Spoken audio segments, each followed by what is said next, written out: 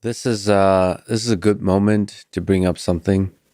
I think a lot of what you talked about is super interesting, and I think a lot of people listening to this. So now it's anywhere from 300 to 600,000 people for just a regular podcast. I know a lot of them will be very interested in what you're saying, and they're going to look you up. They're going to find your email, and they're going to write you a long email about some of the interesting things they found in any of your papers. How should people contact you?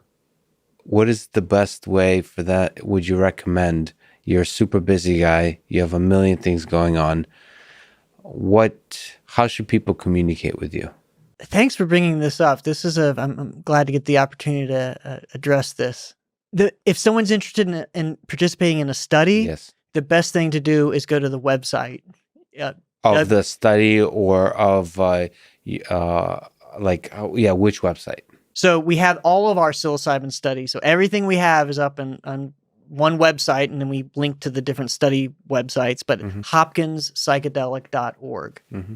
So everything we do, or if you don't remember that, just, go to your favorite search engine and look up Johns Hopkins psychedelic, and you're going to find one of the first hits is going to be this website. And there's going to be links to the smoking study and all of our other studies. If there's no link to it there, we don't have a study on it now. Mm-hmm. And if you're interested in psychedelic research more broadly, you can look up, like at another university that might be closer to you. And there's a handful of them now across the country. And there's some in Europe that have studies going on. But you can, at least in the US, you can look at clinicaltrials.gov and look up the term psilocybin. And in fact, optionally, people even in Europe can register their trial on there. So that's a good way to find studies. But for our research, rather than emailing me, like a more efficient way is to go straight. And you can do that the first phase of screening. There's some questions online, and then someone will get back in touch with you. But I do already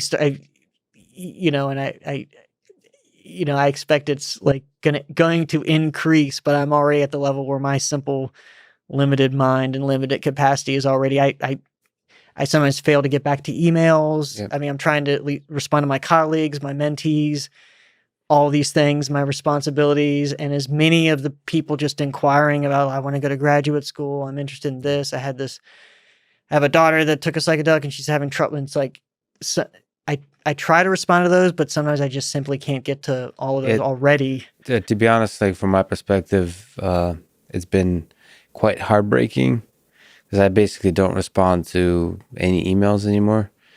And especially sort of, you mentioned mentees and so on, like outside of that circle, it's heartbreaking to me how many brilliant people there are, thoughtful people, like loving people, and they write long emails that are really, by the way, I do read them very often.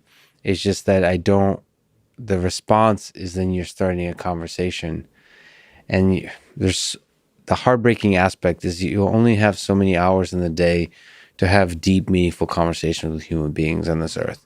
And so you have to select who they are, and usually it's your family, it's people like you're directly working with. And even, I guarantee you, with this conversation, people will write you long, really thoughtful emails. Like there'll be brilliant people, faculty from all over, PhD students from all over.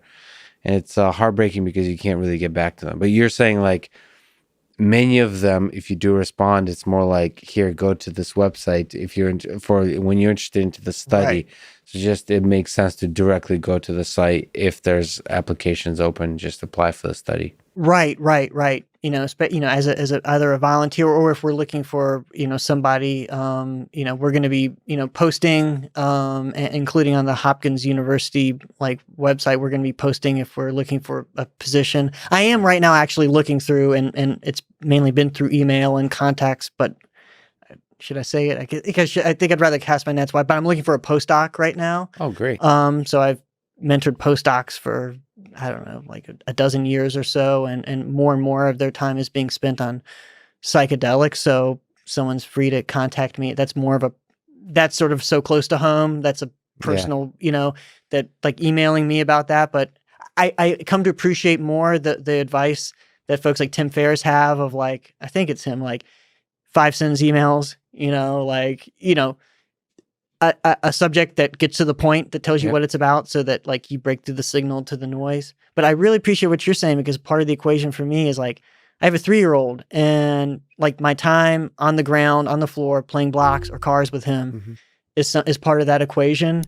And even if the day is ending and I know some of those emails are slipping by and I'll never get back to them, and I'm struggling with it. I'm already, and I get what you're saying. Is like I haven't seen anything yet if with the type of exposure that like So your podcast this will gets. bring in And exposure, and then I think in terms of postdocs, this is a really good podcast in the sense that there's a lot of brilliant PhD students out there that are looking for postdocs from all over, from MIT, probably from Hopkins. It's just all over the place. So and we have different preferences, but my preference would also be to have like a form that they could fill out for post, because you know it's very difficult through email to tell who's really going to be a strong collaborator for you, like a strong postdoc, strong student, because you want a bunch of details, but at the same time, you don't want a million pages worth of email.